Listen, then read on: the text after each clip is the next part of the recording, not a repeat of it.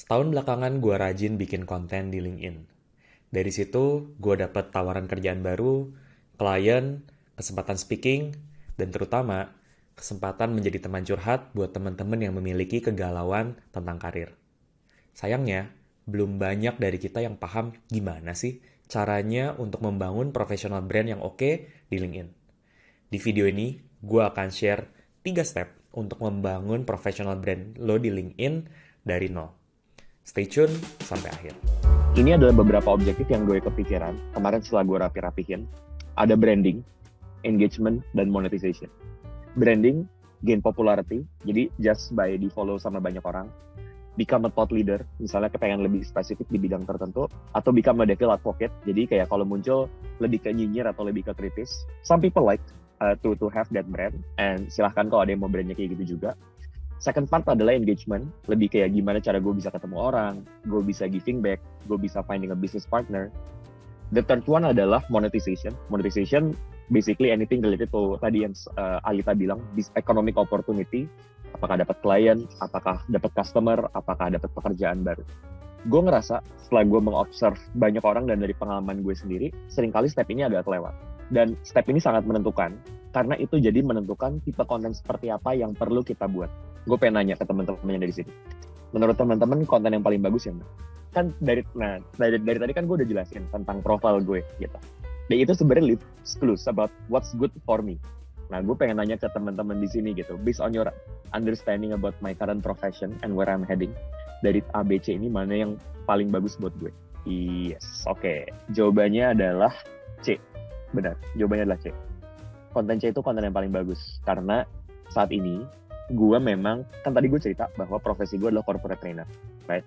Dan kalau kita balik ke page yang sebelumnya, objektif gue yang paling utama adalah gimana gue dapetin lebih banyak klien, right? Dan dengan objektif tersebut, maka sebenarnya konten C itu yang paling cocok. Biarpun nggak seramai konten A. Konten A cocok banget kalau misalnya gue pengen gain popularity. Karena yang gue tangkap so far, konten yang paling populer di LinkedIn adalah konten yang ngebantuin orang untuk mendapatkan pekerjaan. Nah, dan nggak ada yang salah juga misalnya pengen popularity di sana, karena kalau misalnya one day pengen dimonetize, probably cara monetization-nya adalah dengan brand partnership atau dengan endorsement, karena lo akan menang secara volume. Sedangkan kalau gue, karena monetization gue adalah menjadi corporate trainer, maka gue perlu bikin konten yang dimana ini appeal ke orang yang mau mencari trainer. Makanya gue perlu nge-brand diri gue sebagai thought leader di daerah project management, dan specifically gue ngarahinnya ke arah training, yaitu ke C. Nah, yang B sebenarnya itu cukup bagus. Karena on the side, gue lagi pelan-pelan mau membangun coaching practice gue, di mana gue specifically mau bangunnya di career coaching. Jadi sebenarnya B itu is also quite good for me, karena pas banget dengan niche gue yang kayak mulai ngomongin tentang career strategy and career direction. Tapi A itu sebenarnya, ya makanya it's creating a lot of dilemma for me, because I know konten kayak A tuh yang paling rame. Tapi kayak unfortunately itu tidak menunjang goals gue. Nah, jadi takeaway-nya apa? Balik lagi ke teman-teman. Bukan berarti misalnya gue nggak akan bikin konten kayak A lagi. Bisa jadi gue pakai konten A supaya gue dapat traffic dulu, supaya at least orang-orang yang mungkin akan tertarik ke hire gue akan muncul juga di profile gue. Right? So, jadi there is an interplay between konten mana yang kita mau pakai buat narik orang ke profile kita, sama mana yang kita pakai buat nge-deepen the relationship. So I hope it gives a gist about kayak how to strategize your content, karena impression is not the only way to judge apakah konten kita itu bagus apa enggak. Number 2 adalah to allocate how much time you want to spend, karena I assume most of us are not full-time content creators, kita masih punya pekerjaan lain gitu ya. Menurut gue ini paling enak adalah kita nge-time box dulu nih, kita mau punya berapa waktu buat kita ini aktif. Nah, karena aktivitas yang perlu dilakukan adalah bikin konten, evaluate your content, dan engage with other creators. Evaluate your content tuh jadinya makin penting, karena the question that you will have when you start having kayak consistent content adalah konten kayak gimana yang perlu gue lebih sering bikin. Gue perlu bikinnya berapa lama. Gue perlu fokus di konten pilar apa. Audience gue tuh sukanya yang kayak gimana. That will only happen once you evaluate your content. Jadinya tahu bentuk atau format seperti apa yang cocok. Kayak kalau misalnya teman-teman lihat di profile gue, majority itu kayak carousel, karena buat audiens gue carousel tuh yang paling bagus. Terus mungkin lo wonder kayak just to add, gue saat ini juga ngepost konten video gitu. Gue ngepost konten link ke YouTube gue hari Rabu, dan itu sebenarnya ketika gue ngepost itu gue sadar itu mungkin nggak akan terlalu rame, karena tadi sekali lagi LinkedIn mungkin punya preference untuk nggak nge-boost link yang keluar dari LinkedIn, and it happens to all social media. Tapi gue tetap nge-post short video gue untuk hari Jumat dan hari Minggu dengan tujuan untuk memberikan taste ke orang-orang gimana rasanya kalau mendengar gue ngomong. Karena profesi gue trainer kan. Dan carousel gue tuh kayak ya bisa menunjukkan expertise gue tapi nggak menunjukkan kalau gue ngomong tuh seperti apa.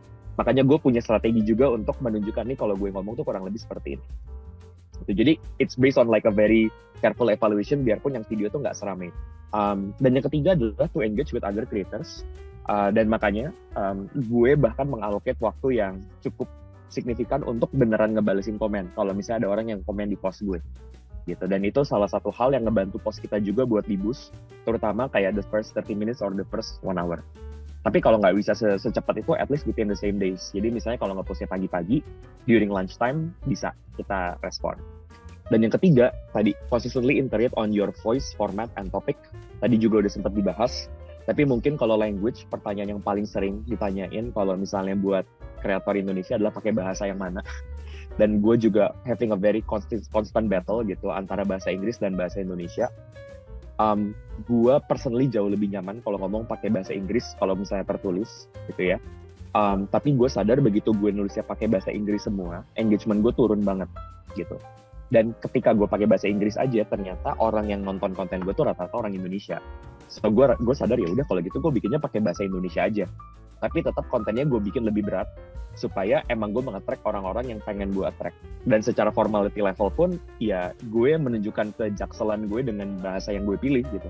Karena honestly gue feel very awkward untuk ngomong bahasa Indonesia yang terlalu formal gitu. Karena even kayak sekarang aja gue ngomongnya pakai bahasa Jaksel kan, like the same language that you see me on social media because that's just who I am gitu. And number 3 adalah personal style yang tadi udah dibahas secara lebih dalam gitu ya, kayak mau mengeluarkan toning seperti apa.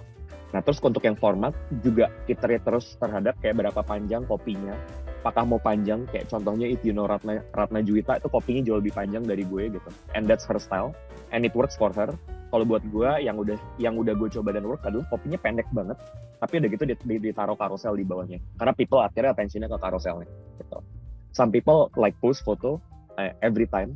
Kayaknya yang paling sering gue lihat kalau ngepost foto tuh Sam Neo, kalau lo follow juga orang Singapura, hampir semua fotonya dia tuh kayak ada, semua postnya dia tuh ada fotonya gitu. Gue not really into photo, maybe just sometimes, tapi it goes back to your personality. Tapi ya sejujurnya yang gue belum pernah ketemu yang beneran gede banget tuh adalah video, right? But if that's your strong suit, ya feel free juga untuk melakukan itu, right? Tapi ya ini is all about iteration sih, karena my audience might be different from you. And what works for me may not work for you. I just laying out all the options lah yang teman-teman bisa coba di sini. Nah, terus the growth strategy for different phase. Kalau misalnya phase 1, misalnya teman-teman di sini ada yang masih little to no activity, mulai dengan commenting dulu. Kalau misalnya masih occasional, masih kayak ngepostnya masih agak-agak sporadic, post dulu aja regularly. Yang kayak tadi gue bilang, kayak once per week is considered regular. And baru kalau akhirnya sampai situ baru bisa masuk ke phase 3 alias prolific creator, dimana lo mulai bisa double down on what works.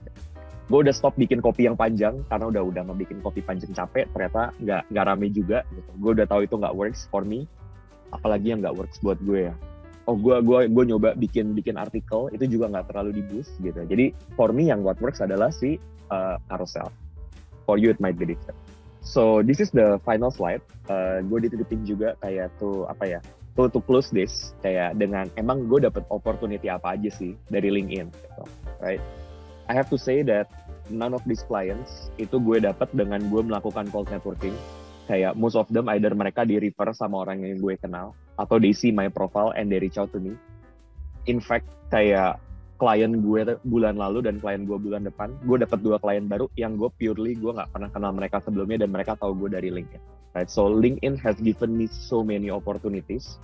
Karena biasanya kayak kalau orang udah kenal gue, tapi mungkin udah lama nggak ketemu gara-gara pandemi, mereka nggak mungkin lupa sama gue karena tiap hari ngeliat gue di LinkedIn.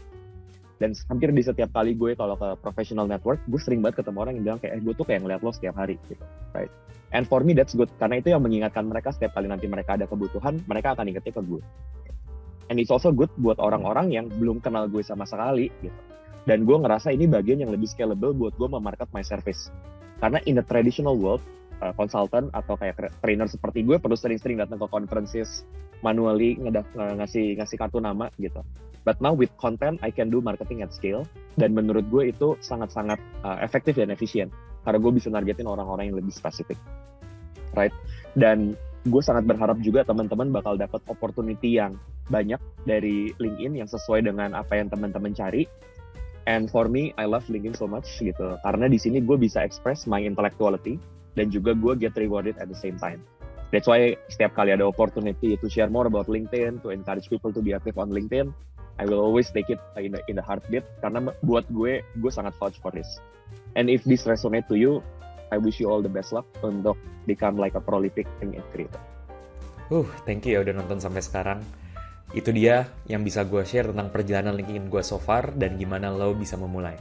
Kalau lo punya pertanyaan lain tentang gimana caranya untuk bangun professional brand di LinkedIn, langsung tulis aja di kolom komen sehingga gue bisa bikin video lanjutannya. See you next time!